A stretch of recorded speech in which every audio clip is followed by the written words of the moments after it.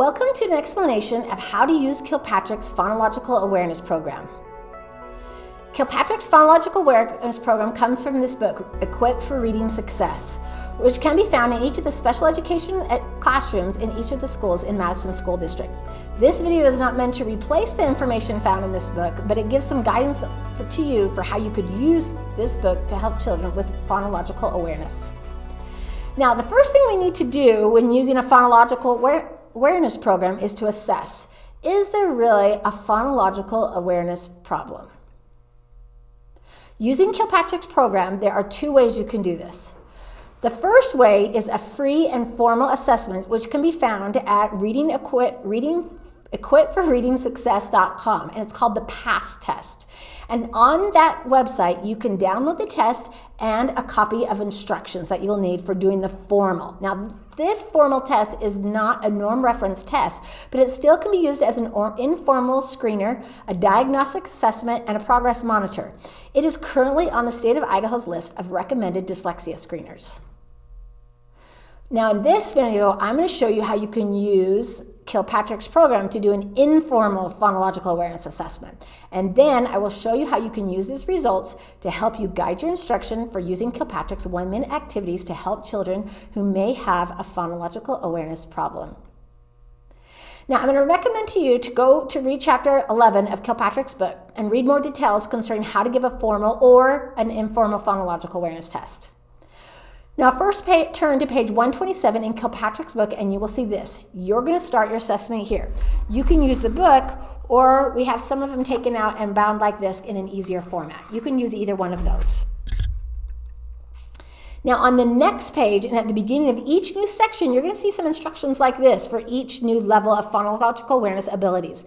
There will be some special administration considers that you will need to read for each level as you do this phonological awareness test, or as you're helping a child with their phonological awareness needs. Now, look at the next page, and you will see a group of word lists. Each list gives 10 examples of that phonological awareness skill.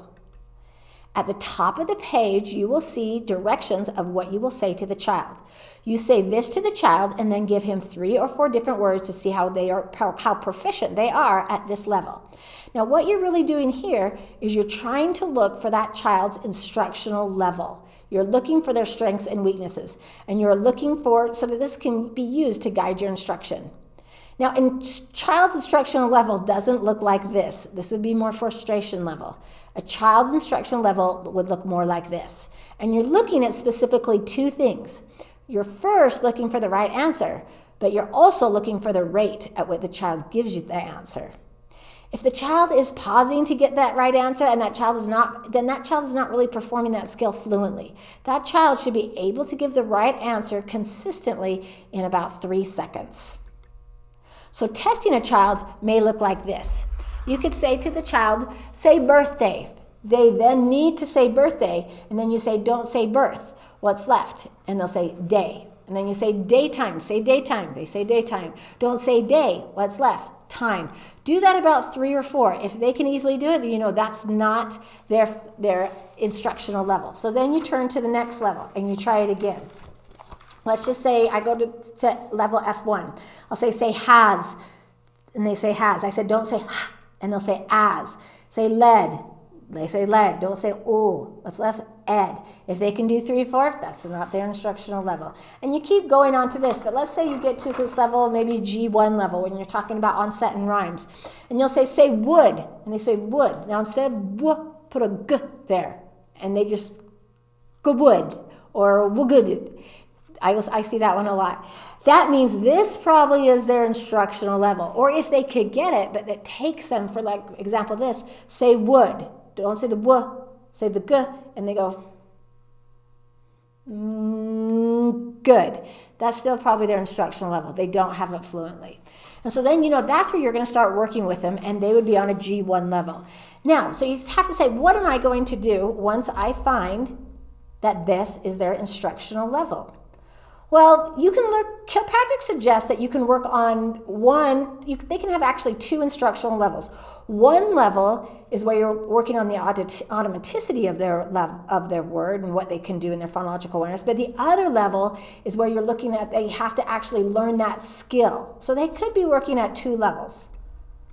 For example, if they're working at that skill, you might have to do this. Say they have a problem with F1, and you say ledge. Say ledge, they say ledge, and you say, now take off the what's left, and they're not for sure. When working with them, then you're going to have to use manipulatives. You're going to have to use manipulatives to have them help them. So you could use your hand. So you could say ledge, let me show you. Make sure they use their hand, not just your hand. You say, let's do the sounds, and they'll represent our fingers. This one will represent the first sound. Edge. These ones represent others. Edge. And have them do it and say it over and over. Edge. Then have them physically take away that What's left? Edge.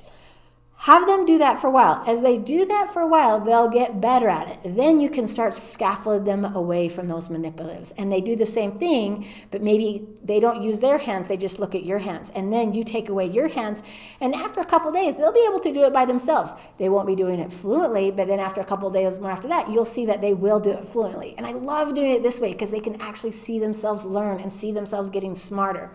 So you can use hands, but another thing you could use is actually some manipulatives, like these erasers. So say you're working on a phonemic awareness skill where you're trying to move and change out and substitute that first letter. So you might tell them hat, say hat, and they say hat. Now change the h with the and they're having trouble doing it. So you get 3 erasers that represent each sound. Ha, at, ha, at. Have them touch the erasers and say the sounds. Then have them physically move that H sound, the first phoneme, and then put in a different eraser that represents the sound, and see if they can do it that way. Another great research-based thing you could do is you can use the letters. You could use little tiles or little magnetic letters that represent hat and actually take it out and put an M there. Just realize this, if you're using it, you're using a scaffold.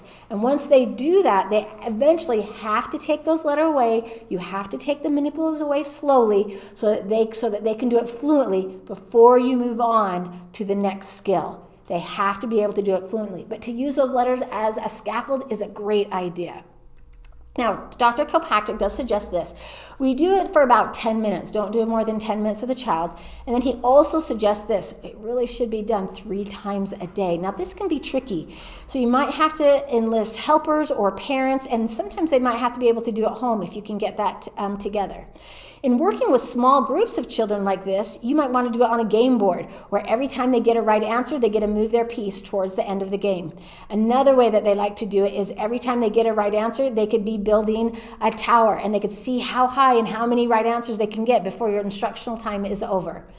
Now, when working with a small group of children that are working at different phonemic level abilities, you can still differentiate your instruction to the different abilities. So when you have a book like this and you have it down, as you go to the different children to give them words, you could put a Post-it note in the different areas of this book and just tab over to that letter to give that child their word, and their name would be at the top of the Post-it note, so you can have exactly what they need in their phonemic awareness abilities and give them some differentiated instruction. Any questions, any comments, anytime you need any help with this, please ask one of your instructional coaches.